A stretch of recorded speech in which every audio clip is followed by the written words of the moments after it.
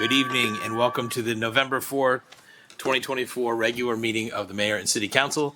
First item on our agenda is the Pledge of Allegiance. And tonight we're lucky enough to have Troop 274 of the Girl Scouts here with us, and 4 of them are going to lead us in the pledge. If I can have Cora Collmore, who's a brownie, Harley Kimbrough, who's a junior, Elda Little, who's a cadet, and Malia Moschetti, who's a daisy, come up to the podium. If everyone else could please rise, and you guys are going to lead us in the pledge. And the flag is over here. Start whenever you're ready.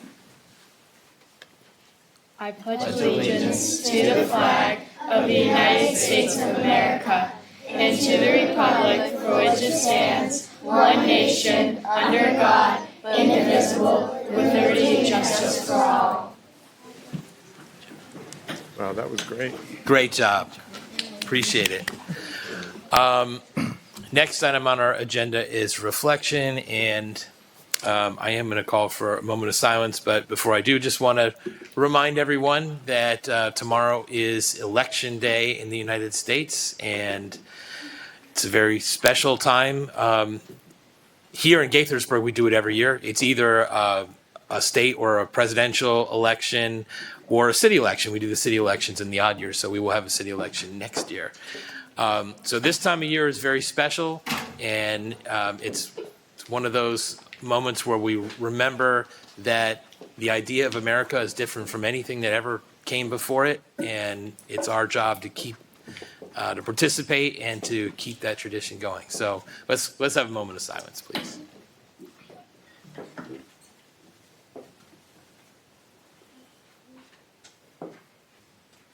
Thank you all very much. Next, we have approval of minutes. And tonight, there are 4 sets of minutes here for the council to approve. The first one is the minutes from Monday, the work session on Monday, September 30th. And I want to give this one to Jamil to make the motion because he has an amendment. Sure, Mr. Mayor. I move to approve the minutes from the work session held on September 30th, 2024, with one amendment to change voting, voted to ranking, ranks. Okay. Leah, do you have that? Yes, sir. Okay. Second. All those in favor, please say aye. Aye. Any opposed, say nay. Okay, that carries 4-0. Thank you very much. Next, we have the minutes from the special session on Monday, October 14th. What is the pleasure of the council? Mayor, I move approval of the minutes from the special session on Monday, October 14th, 2024. Second. Okay, all those in favor, please say aye. Aye. Any opposed, say nay. Okay, that carries 4-0. Thank you. Next, we have the minutes from the work session on Monday, October 14th. What is the pleasure of the council? Mayor, I move to approve the minutes from the work session on October 14th. Second. All those in favor, please say aye. Aye. Any opposed, say nay. Thank you. Carries 4-0. We have some approval from the public. Appreciate it. And our last set of minutes is from the regular session on Monday, October 21st. What is the pleasure of the council? Mr. Mayor, I move approval of the minutes dated Monday, October 21st, 2024. Second. All those in favor, please say aye. Aye. Any opposed, say nay. Okay, that carries 4-0 as well. Thank you. Next, we have presentations, and we have a series of proclamations. The first one is for Municipal Government Works Month, and Tom Lonergan Seeger is going to meet me at the podium.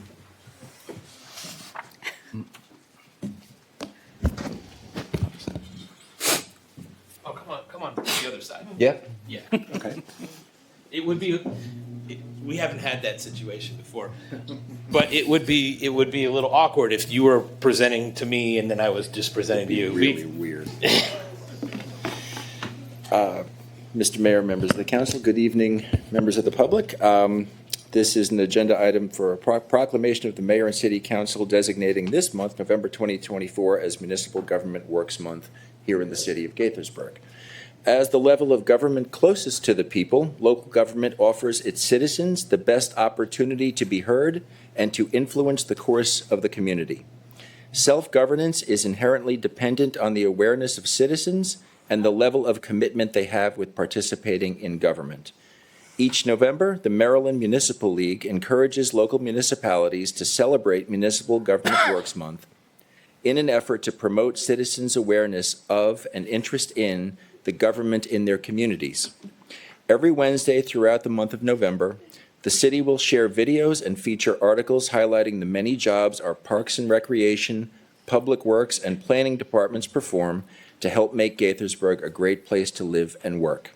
Look for posts using the hashtag MGW Wednesday on our city's Facebook, X, formerly Twitter, and Instagram accounts at GBurgMD. Okay, now I will read the proclamation of the mayor and city council of Gaithersburg. Whereas the city was incorporated in 1878, and whereas Maryland is home to 157 other municipalities and 2 special districts, and whereas municipal government represents the most responsive level of government, allowing citizens to have direct access to elected officials. And whereas in an effort to educate citizens about municipal government and the importance of their participation, the city of Gaithersburg is proud to promote municipal government awareness. And whereas municipalities have enhanced the quality of life for their respective residents, maintaining natural and historic sites and structures, and helping to make Gaithersburg and Maryland great places to live, work, learn, and play.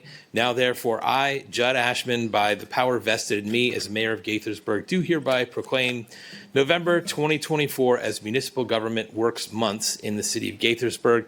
Proclaim this 4th day of November 2024, and I guess you're going to receive this. I am. Okay, let's give Tom a big round of applause.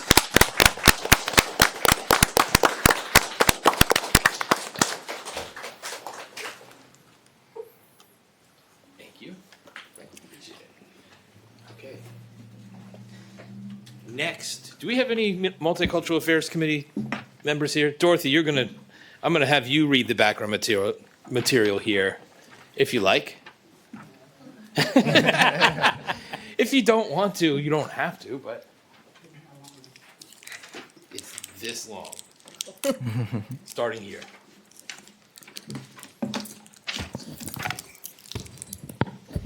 Native American History Month is an opportunity to honor the vibrant cultural tradition and proud ancestors of Native American, while also acknowledging their significant contribution to our society, art, history, diversity.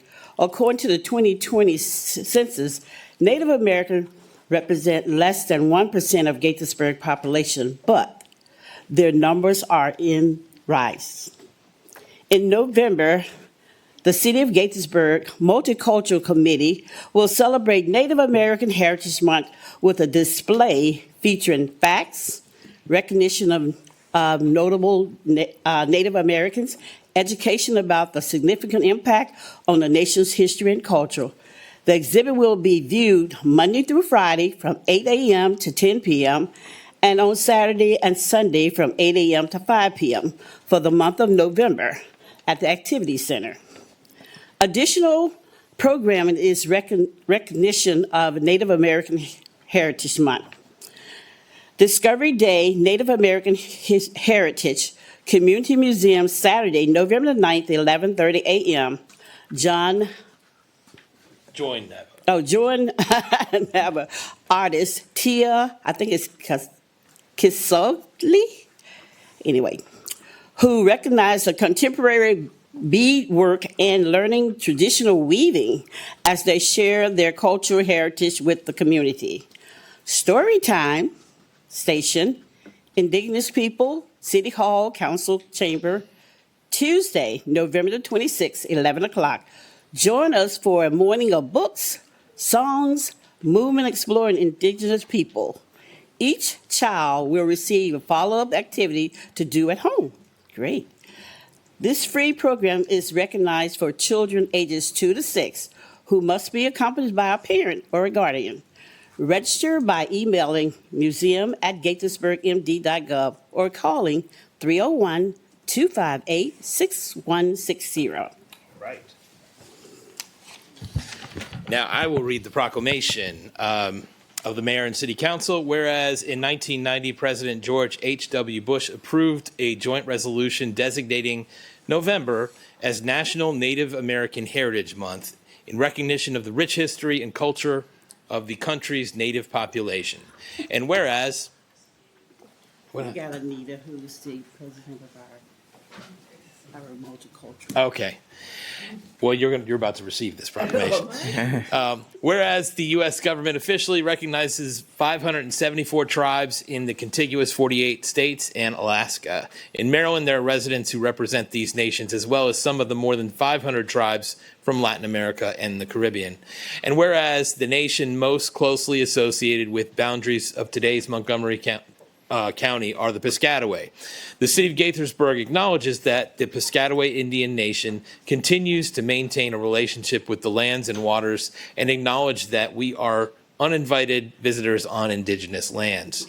The state of Maryland officially recognized the Piscataway Conoy tribe and the Piscataway Nation in 2012. And whereas this special observance reflects the rich heritage and great influences that Native Americans had on our nation's history and culture, and reflects our continuing commitment to Native American tribal governments as an integral part of the social, political, and economic fabric of the United States. Now, therefore, I, Judd Ashman, by the power vested in me as mayor of Gaithersburg, do hereby proclaim November 2024 as Native American Heritage Month in the city of Gaithersburg and urge all residents to participate in this observance, thereby fostering the celebration of diversity and keeping strong the rich cultural foundation of our community. Proclaim this 4th day of November 2024 and signed by me. Let's give them a big round of applause.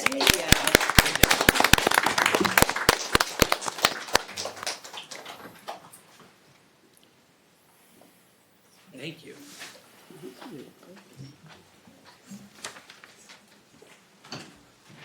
Okay. And next, I'd like to invite our GIS team, Yon Kim, our GIS division manager, Matthew Brennan, GIS specialist, and Ariel Croft, GIS specialist, to join me up here for this proclamation. Welcome. Nice to see you.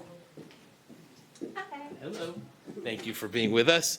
Geographic Information System, or GIS Day, is a global event celebrated in November every year and is scheduled for November 20th, 2024. The city of Gaithersburg utilizes GIS for everyday functions of government and is hosting a series of events to promote geography awareness and the power of GIS November 18th through the 22nd. After the GIS Day proclamation, GIS staff will showcase, you're about to see a showcase of the new demographics mapping application. Okay. So, proclamation of the Mayor and City Council of Gaithersburg, whereas Geographic Information Systems, GIS technology, plays a vital role in the daily operations of the City of Gaithersburg, increasing the efficiency and effectiveness of its business functions and the equity of its policy decisions. And whereas government services and assets are tracked and analyzed using GIS to create a comprehensive view of their distribution and to guide their improvement. And whereas GIS allows complex data and spatial relationships to be visualized and presented clearly to the public, the Mayor and City Council, committees, and city staff, and whereas collaboration to achieve better GIS data and products is fostered among the neighboring jurisdictions, city, county, and state, to build a more accurate and up-to-date GIS system which promotes better decision-making. Now, therefore, I, Judd Ashman, by the power vested in me as Mayor of Gaithersburg, do hereby proclaim November 20th, 2024 as GIS Day and November 18th through the 22nd as Geography Awareness Week. Proclaim this 4th day of November 2024, signed by me. Let's give them a big round of applause.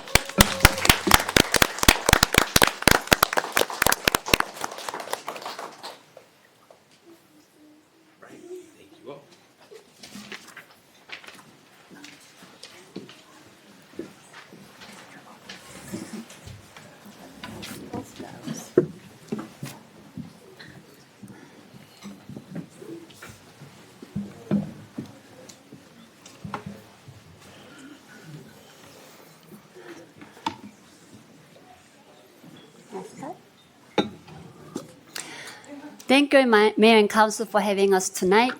How many people reside in the city? What is the median household income? How about race and ethnicity makeup at the city? What languages are spoken at home? These are some of the frequently asked questions that can be answered using the data from census. American Community Survey is performed by Census every year, and we use 5-year average data to visualize those information. This year, GIS team put together a map viewer to share these informations with city staff members and public. Let's take a look. These layers were originally put together for the Park Equity Study for Parks and Rec and were later again requested by Community Services. So as a result, we made this web application showing off some of the demographic indicators. We have median household income. We have some race and ethnicity, language, spoken at home, and age. So looking here, we are looking at median household income, where the darker colors are represented by the higher incomes around the city. And it goes lower from there. We also have our Hispanic race and ethnicity population within the city, whereas the darker colors are represented by more than 50% of that block group in that area, and it goes down from there. And each one of these race and ethnicity categories are the same as well.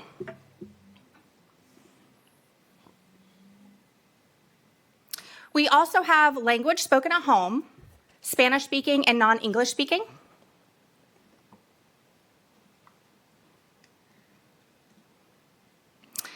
And we have age, 17 and under and 65 and older.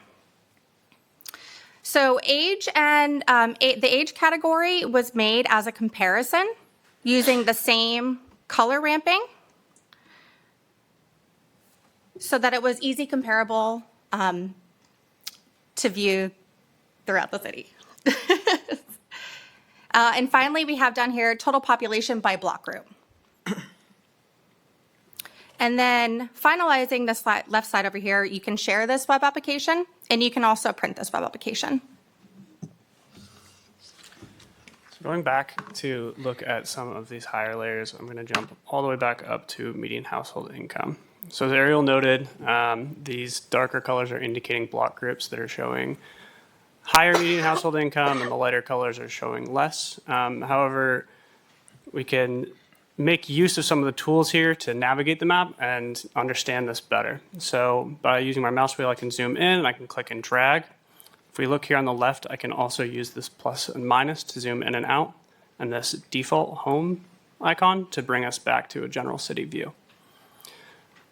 In addition to the initially presented information, there is more that you can get from each of these layers, and you can do so by clicking on them. So for instance, I'm going to click on this Old Town block group, and it's going to give us a pop-up. So these pop-ups are going to vary depending on which layer you have active. However, a lot of the information will remain the same throughout, such as population is always going to be shown, as is the census tract and block group, just so that you can have a point of reference. In this instance, we also are looking at what this block group's median household income is approximately.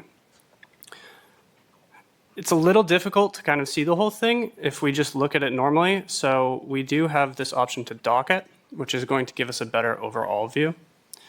And down beneath, we can see that there are graphs accompanying this data showing what the median household income of the one block group is compared to the citywides.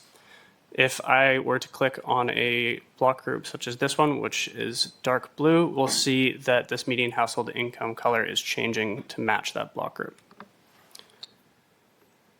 Jumping down to the Hispanic population and going back to Old Town again, we can see here, so there's an assumed population for this block group of around 3,592. And of that, we can see an assumed Hispanic population of 2,040. So that is seen here below on this graph, as well as a bit of a write-up here letting us know that that makes up about 57% of the population from the block group being Hispanic, compared to the total citywide representation being around 26%. Some final tools to look at are going to be found on our right-hand side here. So we do have a search function in case you're interested in looking up where your own home lies within this map. So for instance, I can search for 16 South Summit, and it will bring us right in with the dot letting us know. So we could click on this block group and see the information for where you are. In addition to this, we have this option to look at the layers active. Instead of having them just on the left-hand side, we can pretty easily toggle them on and off. So right now we have Hispanic visible, but if I click the eye, it's hidden. And what we're now looking at is our Black non-Hispanic population. We also have the option to look at the legend here. So if you were to have multiple layers turned on, you could look at them all quite easily without the need to click to open. Finally, if we navigate to the very top right, we'll see this extra info page. Here you can direct back to the GIS gallery, the city's main homepage. There is a link to contact us and a link to bring you to some additional details about these layers within the map. We plan to expand this view by incorporating more information from census and organize the data by theme. The current viewer can be accessed from our Maps and Apps gallery. And we invite you to come visit this site and send us any questions or suggestions. With that, we'd like to answer any questions you might have. I want to say thank you for the presentation. This gets more and more deep and I would say cool every single year. Questions, comments from the council? It's really intuitive, easy to use. Yeah, okay, we're happy. Thank you all very much. Thank you. Thank you. Thank you. Happy GIS day and week. Okay, the next item on our agenda is public comments. This is the time the mayor and council like to hear from anybody who'd like to speak on any topic that is not a public hearing, and that's easy tonight because we don't have any public hearings. Do we have anybody who'd like to testify this evening on any city topic? Please come on up. Just ask that you state your name, an address or neighborhood, and keep your comments no more than 3 minutes. If you have more than 3 minutes worth of material, you can use your 3 minutes and send us the rest in writing.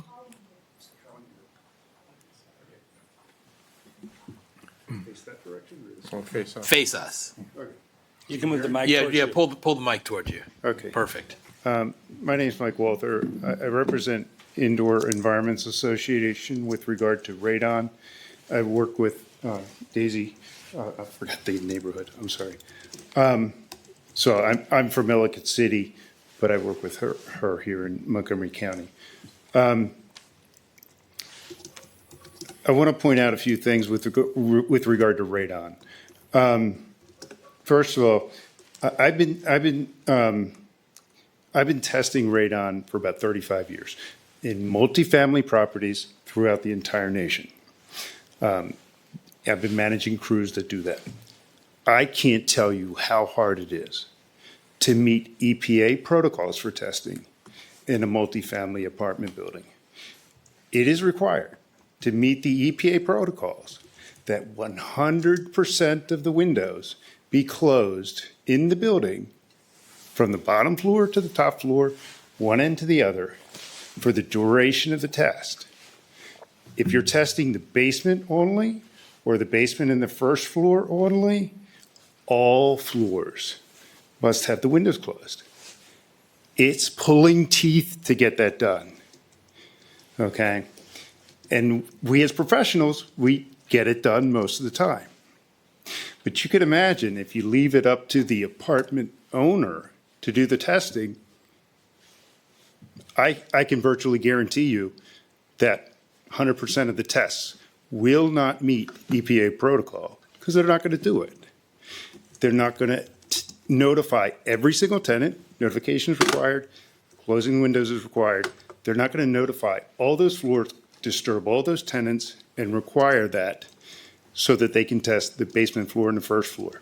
So you can be pretty much guaranteed that the buildings that are tested by the apartment owners are not going to meet EPA protocols. They're going to be invalid tests. They're not going to represent the radon conditions in the tested apartments. Okay?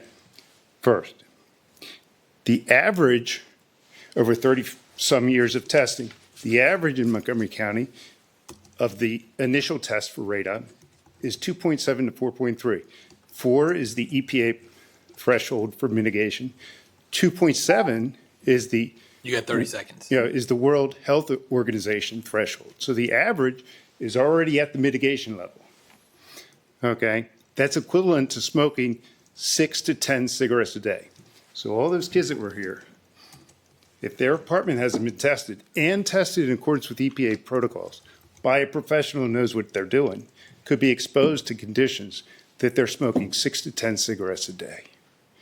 If you guys are parents, grandparents, do you want your kids living in that condition? You tell them not to smoke, and then they're doing it anyway, and they don't know it. Because it hasn't been tested. It hasn't been tested by people who know what they're doing. Okay, understood. Thank you. Appreciate it. Do we have any other testimonies in the room tonight? Let me just check on our Zoom. If you're joining us on Zoom, use the raise hand function if you'd like to testify. Going once, going twice. Not seeing any hands go up. Okay. All right. Thank you. We will, when we get to, we will get to that policy discussion later in this meeting. We appreciate that testimony. Next on our agenda is from the mayor and city council. We're going to start with Jim. Thank you, Mr. Mayor. Get my notes together here. As the mayor pointed out, obviously tomorrow is election day. If you've managed to turn on your social media, your television, whenever you're being bombarded with those messages, even your cell phones, I'm looking forward to the text stopping from all sides. But obviously this is an important election up and down the ballot. Not only do we have president, but we have Maryland senator, we have District 6 Congress, we have school board, we have judges. If you did not take advantage of early voting, please make sure that you get out and vote. And just a reminder that, election day, your voting location is not Borough Park. I know early voting was Borough Park, but your particular precinct on your voter registration card will tell you where you're supposed to vote. So just a reminder of that. I just want to give a shout out to my brother who is in the hospital at the minute. So thinking of him this evening and hoping he gets well soon.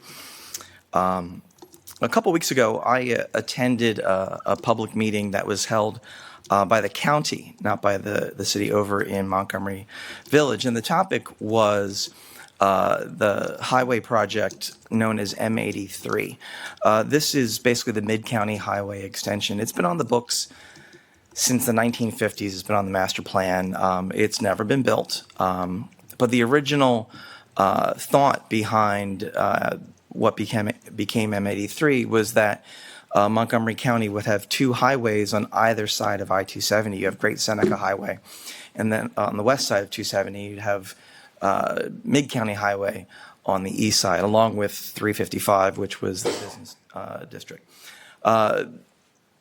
Over the past couple decades, the county has removed M83 from the requirements for future development. A lot of the development in Clarksburg was premised on the idea that M83 would be built as part of the adequate public facilities ordinance that the county has, similar to what we have to consider when we're approving projects here in the city.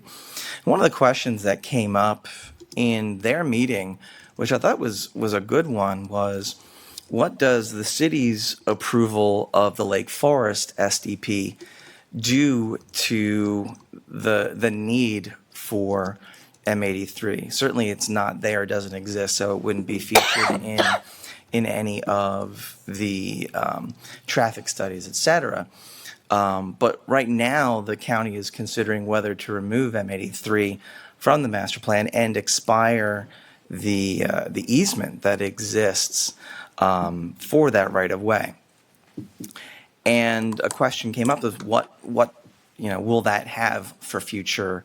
How will the Lake Forest redevelopment impact the need for that particular highway.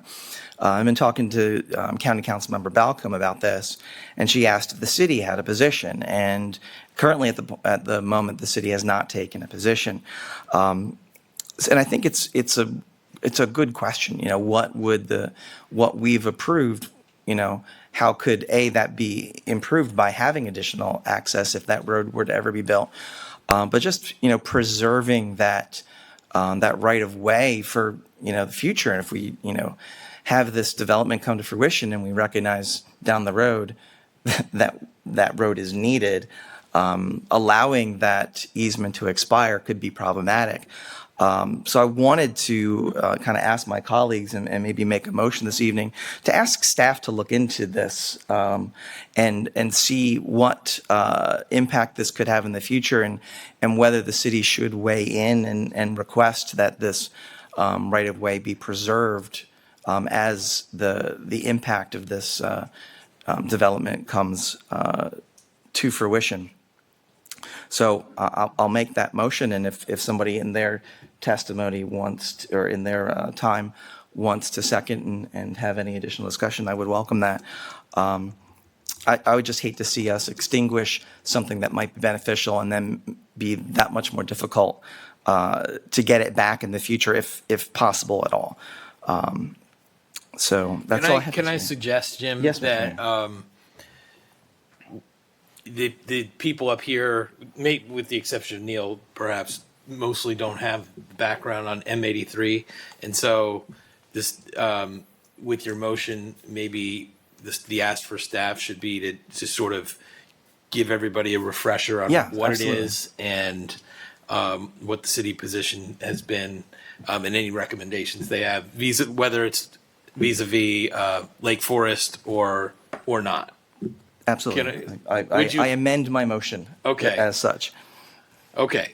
Does someone want to second it? Or do you want to speak to it? Yeah, I'd also like to understand what the timing of the county's potential action is on this. So I'd like to know how much time we have to make a decision or take whatever action we decide to take. Are we talking about a few weeks or something more reasonable? The timeline that was laid out by Councilmember Balcom was that the comment period was through the end of November. Expected the planning here comes Add some to that. So the county planning board is currently looking at removing Mid-County Extended from their master plan. They have a public hearing actually coming up. What is it? The November 14th. So they will be taking public testimony at the November 14th public hearing. But whether we don't necessarily have to have a position by November 14th, they will have an open record for some time beyond that. Correct. If we wanted to take a position, we'd be able to submit something. Can we make a friendly amendment or just addition to, I don't know, has the city taken a position in the past or different positions in the past on M83? I think we've stayed out of it. We have taken a position on the past on the multiple alternatives that have been presented. Oh, on the alternatives. That goes back to 2017 and before that. It's actually essentially been mothballed since 2017 by the county.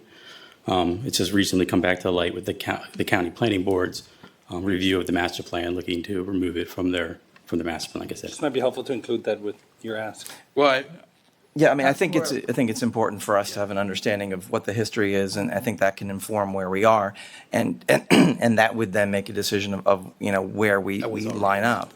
Okay. And what Councilmember Balcom mentioned was that the recommendation from the planning board will be sent to council for them to make a decision in January. I think Their that's process is similar to ours. So the county planning board will make a recommendation, and then that gets directed to the county council for the decision. So I guess there's two opportunities to weigh in. It would be the record for the planning board, and then it would be for the council itself. Would that be correct? Would they each have their own record, or is the county? I'd have to look into that. I'm not 100% familiar with the county's process. Sure, understood. Yeah, and that's why I wanted to bring it up tonight, because if the record is closing at the end of November, that puts us on a little bit of a shot clock. I did apologize. I did try to print out the county's process, but I don't have it handy right here. That's fine. If you find out likely when they're in addition to all this other stuff, when the record's going to close, so we can understand what our timing is. Tanisha, you look like you want to say something. I was going to ask if you need a motion for this. If there's consensus, staff can just undertake the review without a motion and a vote. Your call. Without one? You can just direct us to do so. Okay, yes, please do so. There you go. Fine. We don't need to take a vote. I withdraw my motion. Okay. Yes, thank you, Greg. Appreciate your help. Not a problem. Okay, did you have anything? I'm done, thank you, Mr. Mayor. But you have a formal read. I do have a formal read, so I guess I should do that. A closed meeting was held by the mayor and city council on Monday, October 21st, 2024, at approximately 9:16 p.m. pursuant to a motion adopted unanimously. The meeting was proposed to be closed pursuant to the general provisions article of the Annotated Code of Maryland, sections 3-305B7, to consult with counsel to obtain legal advice, and 3-305B1I, the appointment, employment, assignment, promotion, discipline, demotion, compensation, removal, resignation, or performance evaluation of appointees, employees, or officials over whom it has jurisdiction. The topics discussed were obtaining legal advice on a change in a development requirement at the MedImmune AstraZeneca site and a personnel matter to conduct the city manager's annual performance review. Present at the meeting were Mayor Ashman, council members Harris, Henderson, Hernandez, McNulty, and Wu. Staff present were City Manager Briley, City Attorney Ingram, Deputy City Attorney Johnson, Planning and Code Administration Director Mann, and Engineering Services Division Chief Fields. Also present was Lynn Board, outside legal counsel with Levin Ruff LLC. This closed meeting adjourned at approximately 10:30 p.m. Present during the personnel matter to conduct the city manager's annual performance review were Mayor Ashman, council members, and City Manager Briley. Upon conclusion of the discussion, the closed meeting was adjourned at approximately 11:04 p.m. And now I'm done.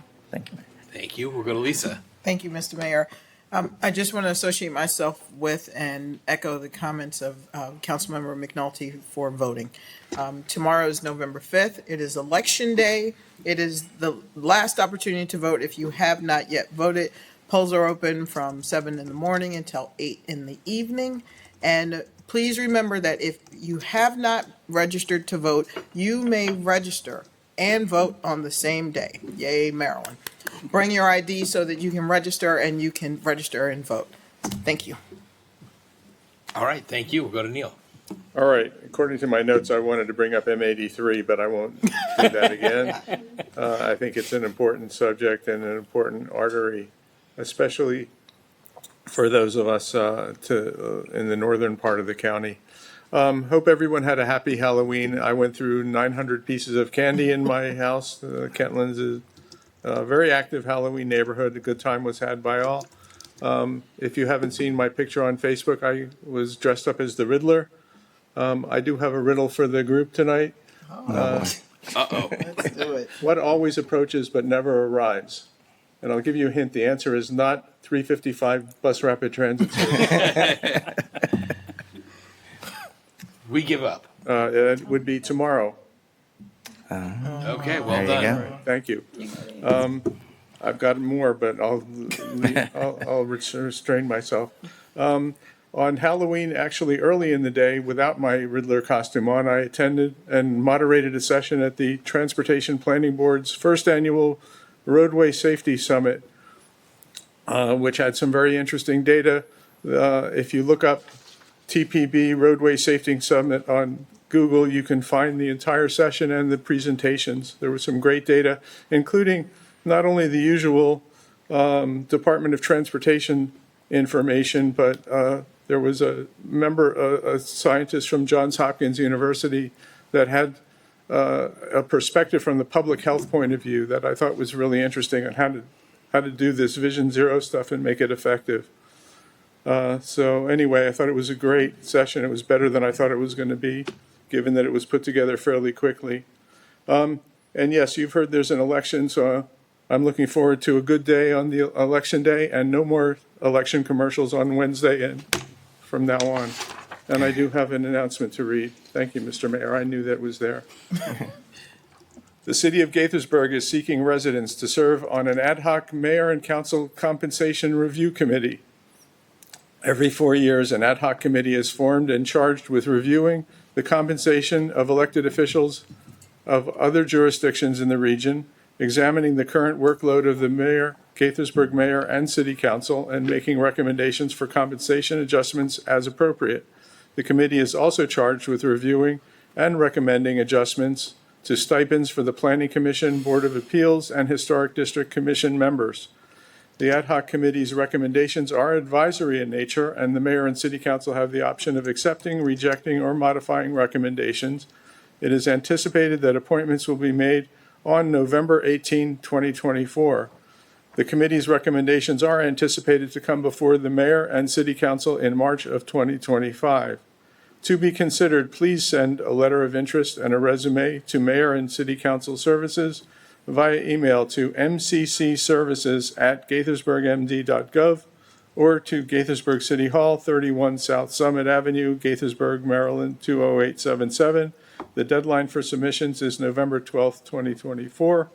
For more information, please contact Human Resources Director Kim Yocklin, kim.yocklin, Yocklin, at gaithersburgmd.gov, or call 301-258-6327, or visit www.gaithersburgmd.gov.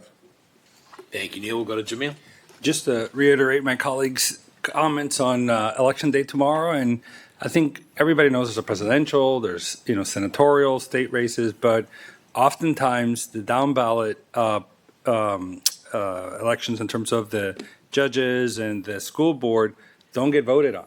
I think last election cycle I read today, 200,000 folks voted in the top of the ticket, but not in the bottom. So just a reminder to vote up and down to whatever candidate you think is fits best, but go vote. All right, thank you. Appreciate everyone's comments. I will just note a couple of events. I want to congratulate staff on the principals and counselors appreciation breakfast last week, which was great. It's an awesome annual tradition, and actually I think the best one so far. It was great.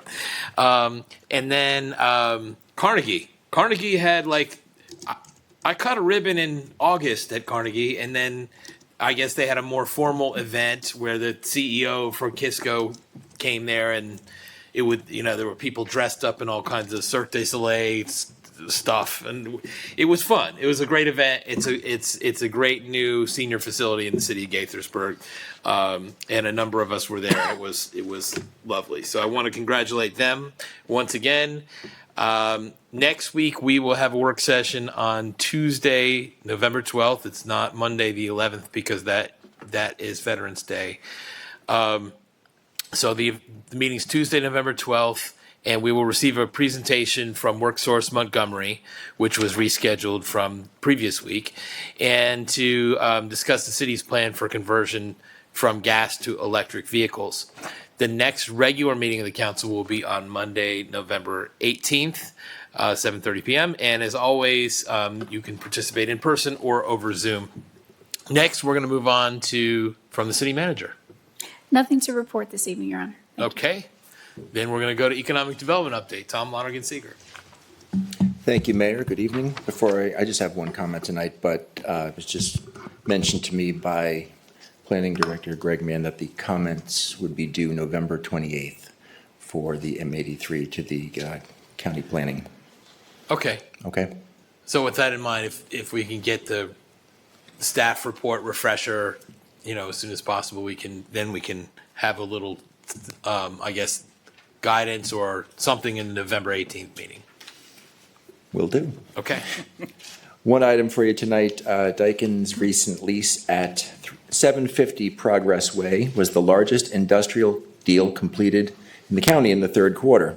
The HVAC company took over 36,000 square feet at 750 Progress, which is one of the two Matten Company buildings on its campus at North Frederick and Montgomery Village Avenue.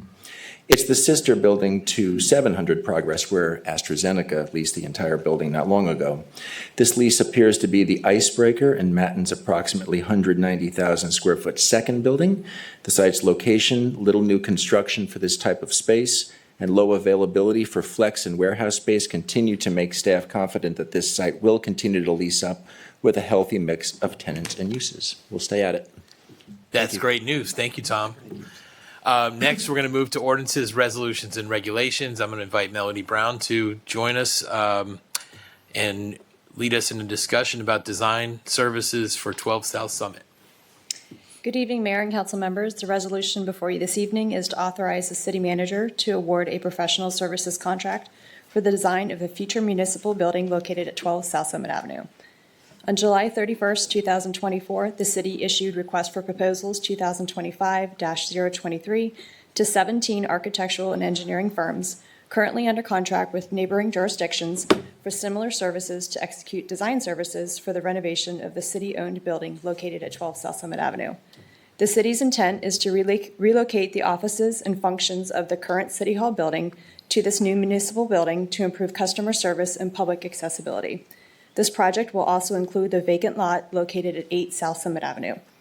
The scope of work for this project consists of conceptual, schematic, and design development to renovate the building and the .30 acre lot between the building and the train tracks, preparation of construction drawings and specifications, and construction administrative services. On September 11th, 2024, the city received 5 proposals for the work outlined in the solicitation. An evaluation panel reviewed and scored the proposals based on technical qualifications and prior municipal building design experience. Formal interviews were held with the 3 highest scoring firms who submitted proposals within the city's budget for this project. The procurement department entered into price negotiations with a recommended firm, Mann's Woodward Studios Incorporated, resulting in an initial reduction of $174,000. The city plans to include an additional $126,254 for design contingency based on hourly rates provided on the price sheet that was provided on the price proposal. After the price reduction and the addition of the design contingency, the net savings are $41,795.89, and the design portion of this project is still under the city's original proposed budget. Funding for this project was budgeted in the FY25 capital improvement budget. Staff recommends award to the most qualified offeror, Mann's Woodward Studios Incorporated, with business offices located at 8098 Sandpiper Circle, Suite H, Nottingham, Maryland 21236, in a not-to-exceed amount of $1,478,415.19. It's a very specific number. I don't even know where Nottingham. You guys know where Nottingham, Maryland is? No idea where that is. Questions, comments? I have one quick question. What is the expectation for design work for the 8 South Summit lot? Do we plan to do something with it? We do. I think that's to be determined yet. Probably some parking, maybe some ADA parking, some public space. I'm not really sure yet. It's to be fleshed out in the coming weeks. Okay. Any other questions? Nottingham is near White Marsh, Mr. Mayor. Okay. There you go. Thank you. Is there a forest there? Well, if we have no questions, would someone like to move the resolution? So moved. Second.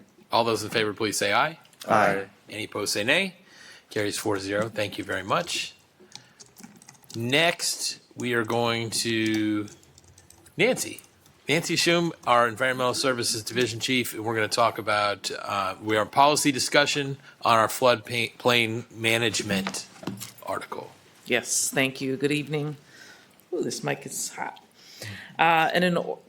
Tonight, we're presenting the final presentation on an ordinance to amend Chapter 10 for the City Code entitled Floodplain Management by amending Article 2 to include new definitions, Article 3 to add clarification language, Article 4 to establish minimum heights above flood elevations, Article 5 to clarify flood protection setback processes, and adding new requirements for development, and Article 7 to clarify Board of Appeals references and processes.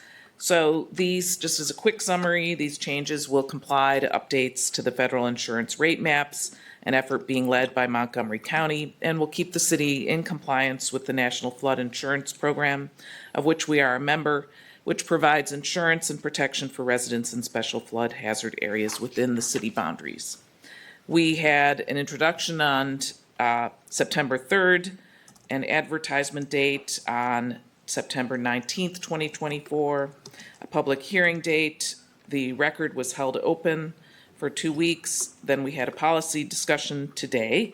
And the goal here is to finalize that policy discussion and vote on the adoption of these changes. Great, thank you. Questions, comments? If not, would someone like to move the updated ordinance? Is there an ordinance number? It's blank in the packet.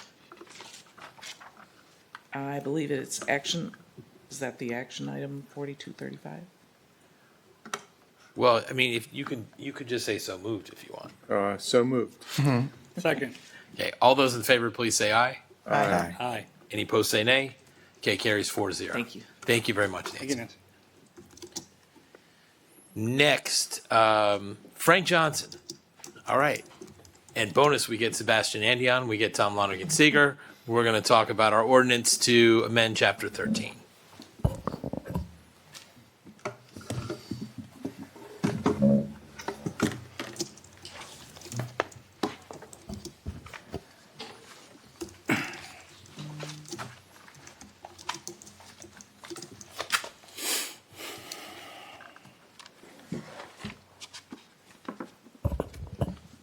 Good evening, Mayor and council members. Tonight we are here for final action on the ordinance to amend Chapter 13 of City Code entitled Landlord-Tenant Relations. These amendments had an introductory date of September 16, 2024, a public hearing on October 7, 2024, with the record being held open until October 21, 2024. First, I would like to extend my gratitude to our incredible residents for their valuable input to each of you for your guidance and engaging discourse, and to all of our city staff who have dedicated countless hours to bringing these amendments forward. We believe these changes will continue to enhance city living through safe and compliant rental housing. Given the number of proposed changes, we have prepared a brief presentation just for a quick review.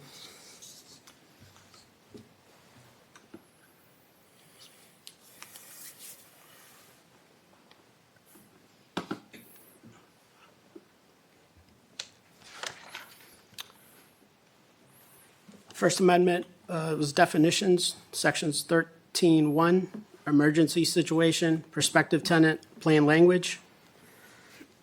Second was 13.13, contents of lease, early lease termination allowed for specific reasons, new requirements for lease content. Next was section 13.13A, was a removal of COVID-19 rent increase prohibition. Section 13.14, leasing requirements. Section 13.15, new eviction notice.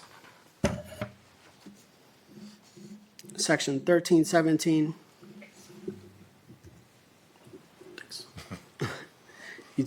utility billing. Section 13.17C, city communications with landlords.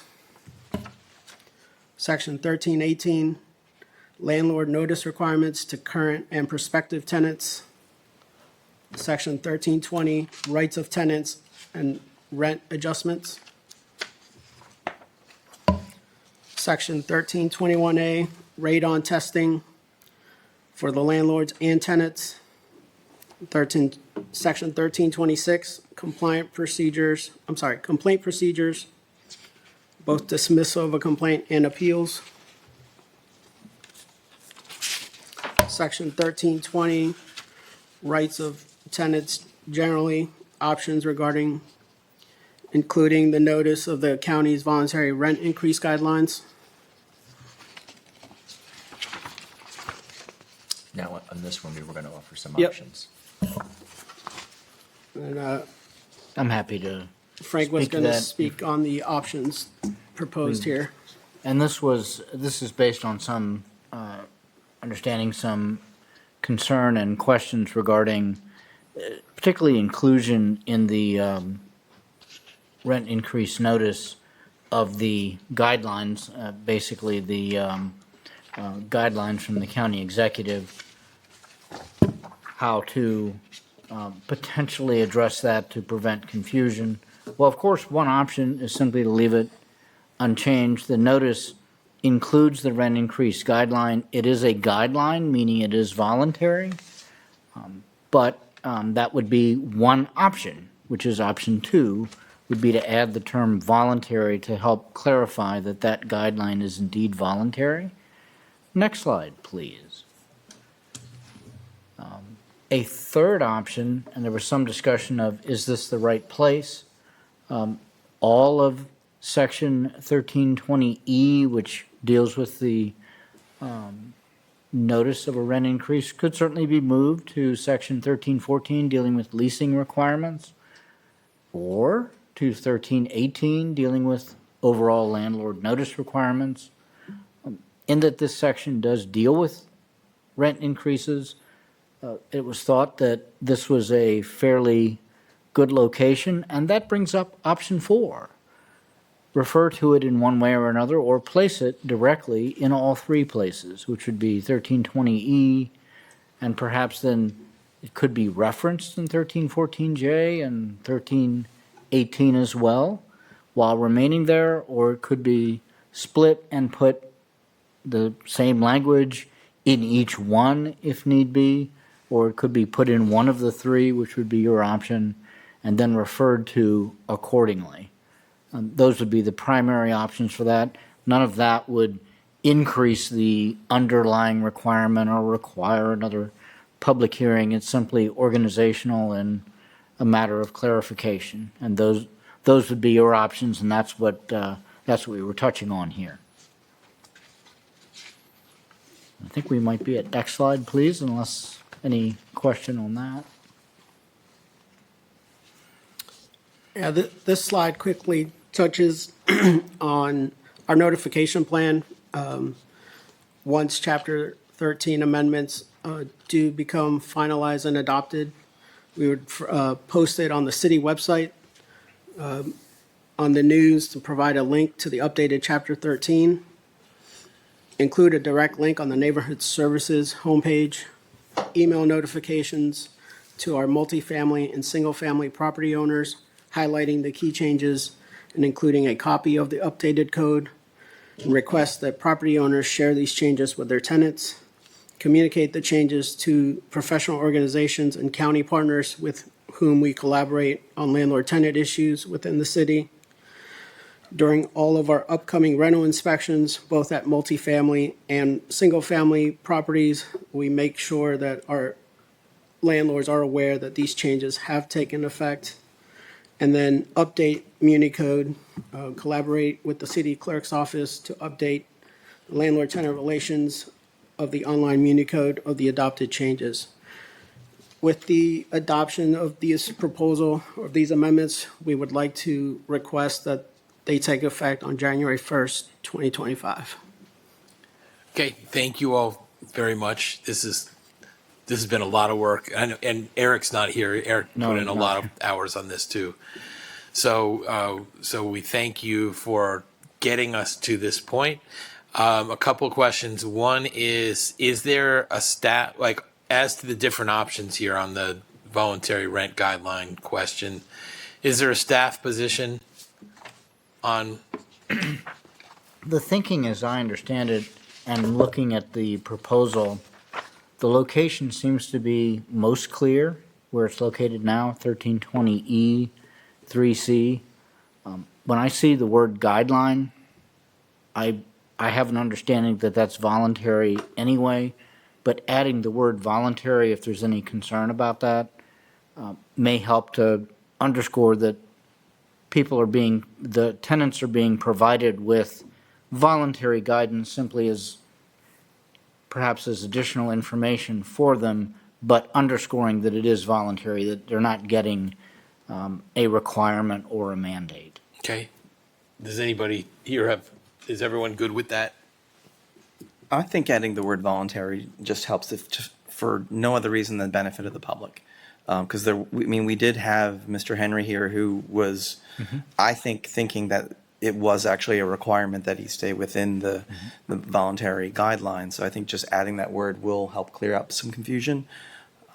And I don't think it's necessary to add it in all the places. I think one of the goals of just everything we've been doing is trying to clean up the code. So God forbid there's something in the future, we don't want to have 3 different places where we're trying to find something to change. So I would be fine with just the one spot. Okay, so that's, yeah, we agree. That's option 2, right? Option 2. That would be yes. option 2. Yeah, okay. And then with regard to the testimony we received tonight about the distinction between radon testing by landlord versus by mandating professional service, what, Sebastian, I guess I'm turning to you on this question. What are your thoughts on that? Yeah, we proposed the changes as currently written, following what the county has done as well. So we were following county policy on the radon testing. So it's consistent across jurisdictions? Correct. Okay. Any other questions or comments here?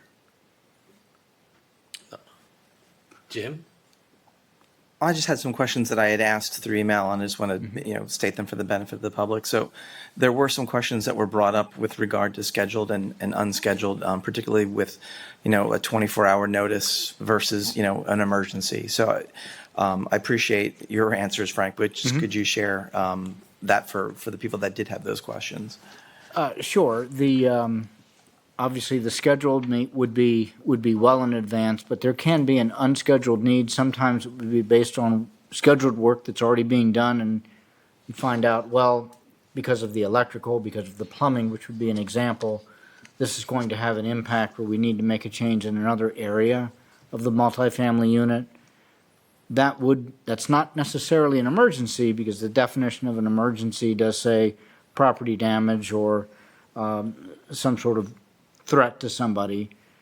So that does require the 24-hour notice, and there is a distinction between that and an emergency, because it just wouldn't quite meet the definition, but you're not requiring the same extended amount of that you would for a scheduled. This is dealing with an unscheduled maintenance change. Great, thank you. And then there was a couple other comments about if there was any concern about with law enforcement about eviction notifications and any potential danger to officers should that be communicated in advance. And what was the position that you got back from law enforcement on that?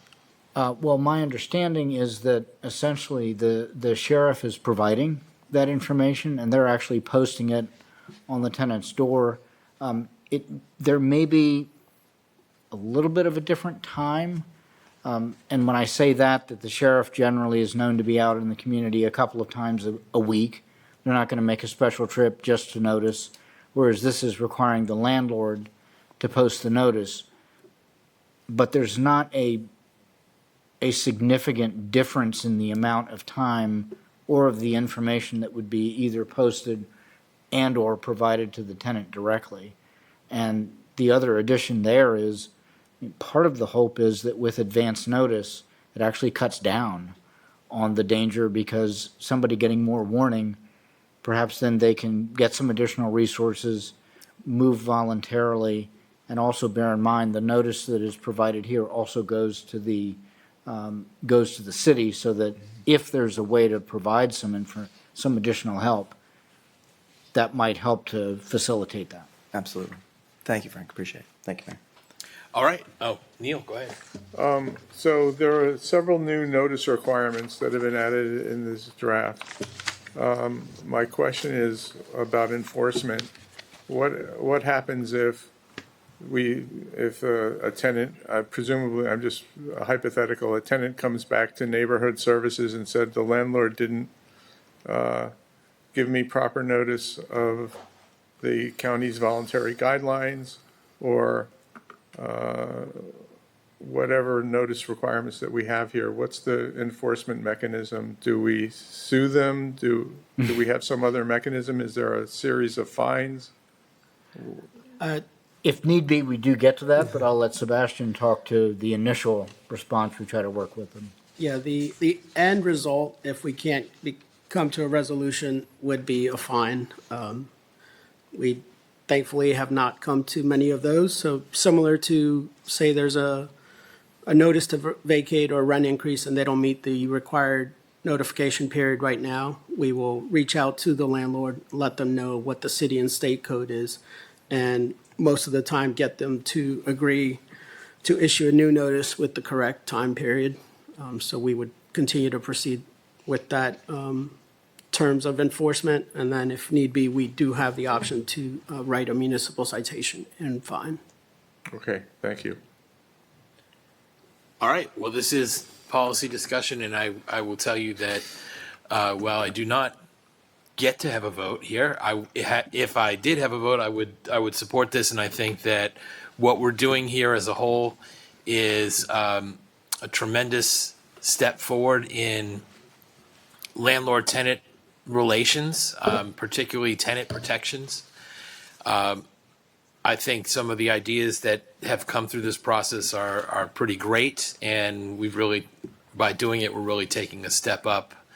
So I'm proud of the work, and I hope you guys are too. And go ahead, Lisa, please. Thank you, Mr. Mayor. I do want to thank staff for this work. It was challenging, and I wasn't easy to work with either, but this was a big deal. So thank you for putting all the options out there, helping us climb these hills and get to this point, because where we are is to make this city better, to make our residents, put them in a position where they can continue to thrive and progress. So thank you for not taking it lightly and tolerating it all and getting us to this point. Jim? Thank you, Mr. Mayor. I concur. I really appreciate the work. I appreciate everybody that testified. I know there was a lot of back and forth. This is important. We have a lot of renters, and it was important for us to put forward something that was going to protect as many people as possible, but also be fair to our landlords. We have to be equitable in how we treat both sides, and understanding that we're trying to make this a great place to be, and make this a positive experience for everybody. I know there's going to be people that think that this doesn't go as far as they would like it to go, but we don't have these currently. We don't have anything currently, and we can't let the perfect be the enemy of the good. There's a lot of really great things here. I'm really proud that we have the radon protections for people. We did not have those before. Somebody who had to do radon mitigation in my home, thank you to Tanisha for bringing this to staff after we had that conversation upstairs. This is the big deal. This is a big deal. I'm looking forward to seeing how this helps our rental community going forward, and hopefully we're looking at this a year after it's been enacted, and we have some really good success stories of how this really did help. So I intend to support I guess it's an ordinance. Thank you. If you guys don't have anything, then someone want to move the ordinance? Mr. Mayor, I'd like to move the ordinance to amend Chapter 13 of the City Code entitled Landlord-Tenant Relations, selecting option 2 and taken into effect as of January 1st, 2025. Second. Is that January 1st? Yeah. Okay. Did I properly said? Yes. Yeah, okay. We have a motion and a second. All those in favor, please say aye. Aye. Any opposed, say nay. Okay, carries 4-0. Thank you you very very much. Next, Leah and Frank, elections.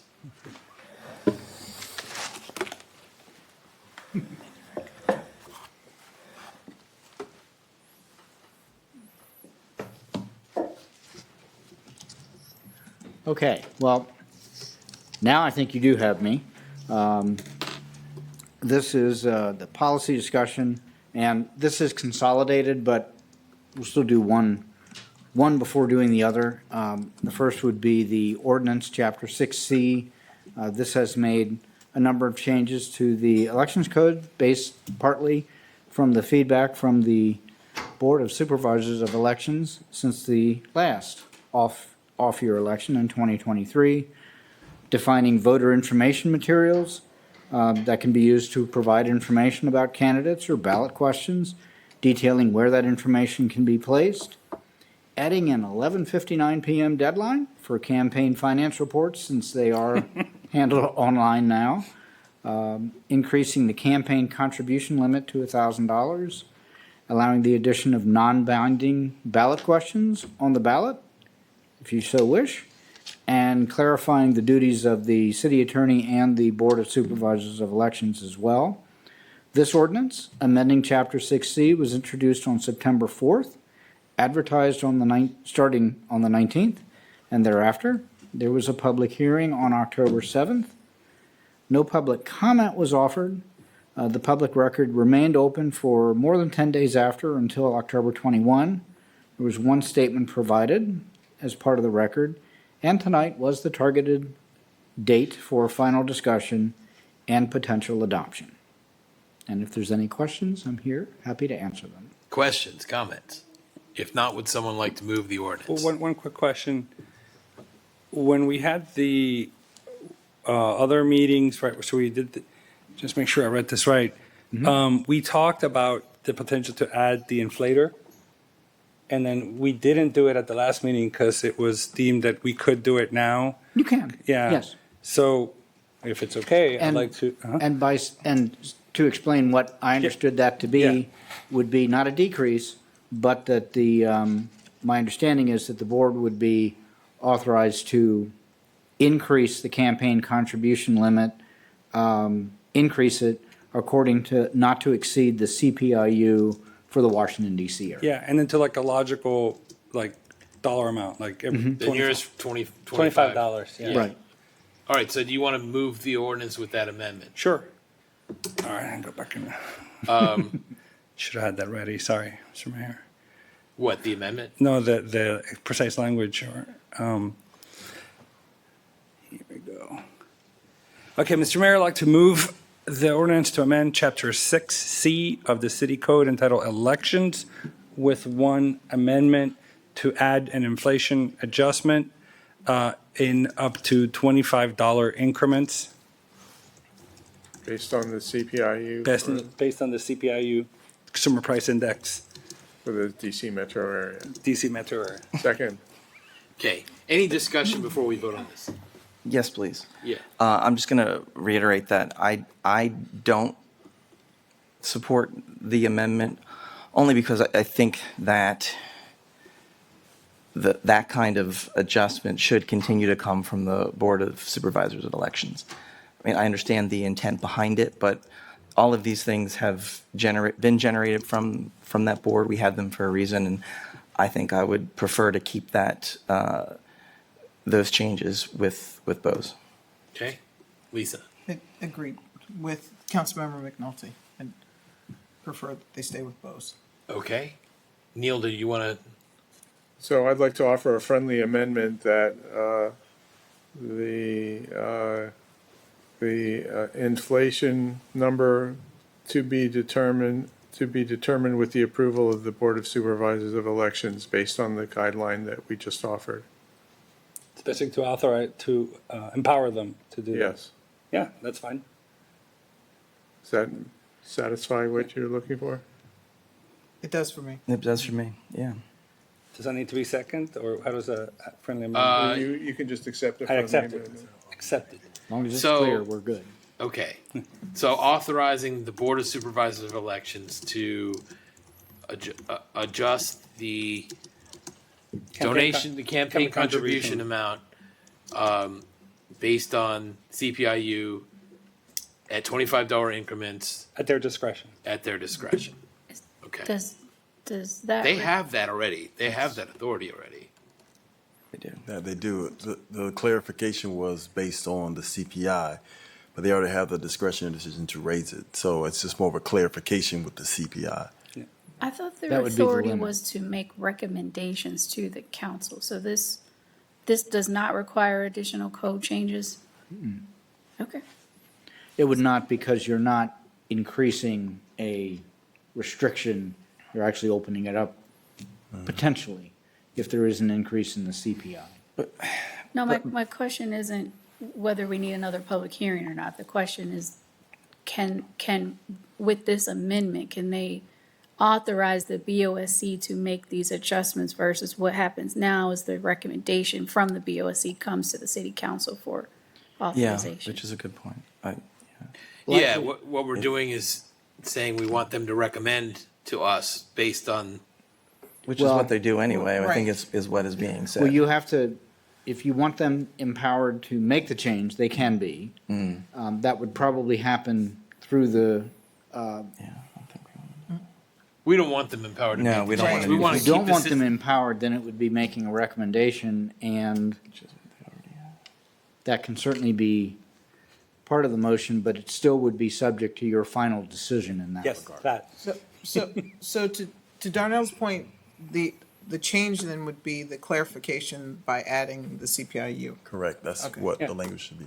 That's how I But started it. your overall enactment here would be that it could be recommended for your final decision based. So the ultimate, if this passes, the ultimate end here is we're suggesting to the Board of Supervisors of Elections that each time they revisit the code, they take a look at CPIU and they they recommend to us a new contribution amount. Correct. Correct. That's what we're doing here. Yes. Okay, and that's what the council wants to do. Okay, all right, so we have a motion and a second, right, Neil? Yes, sir. Okay, all those in favor, please say aye. Aye. Any opposed, say nay. Okay, carries 4-0. Thank you, Frank. Thank you, Frank. Next part of this. And the next part of this consolidated policy discussion is the charter change to section 23.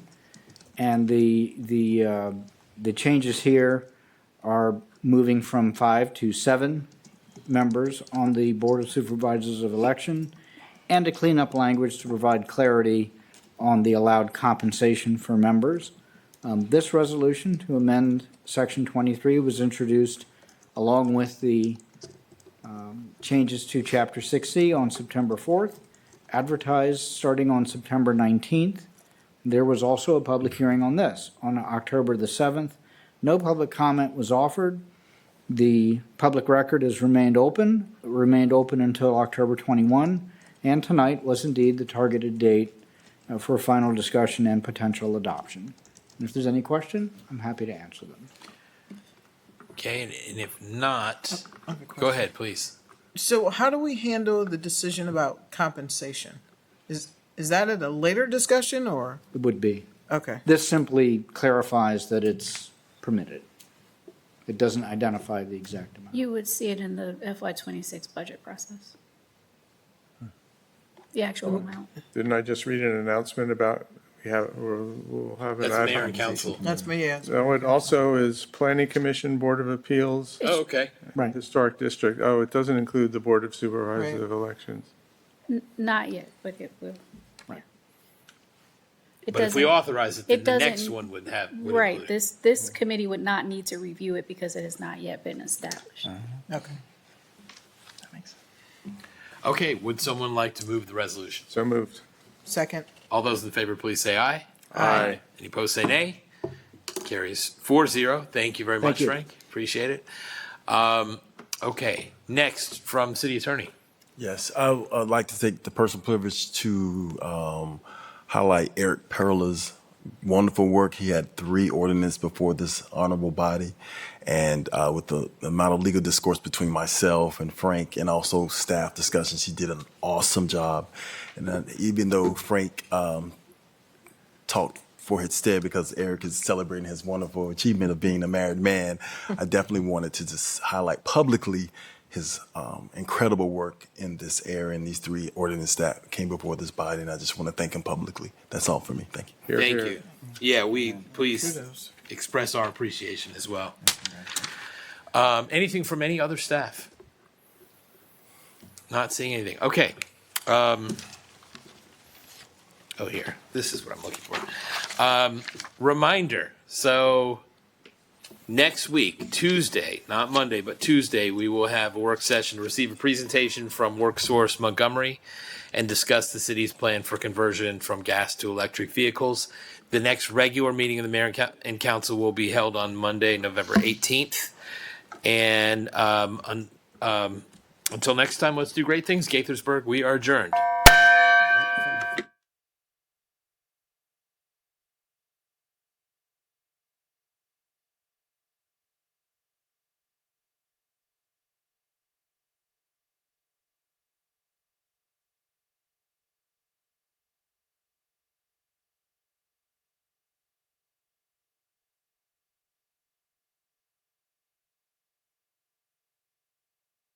Recording stopped.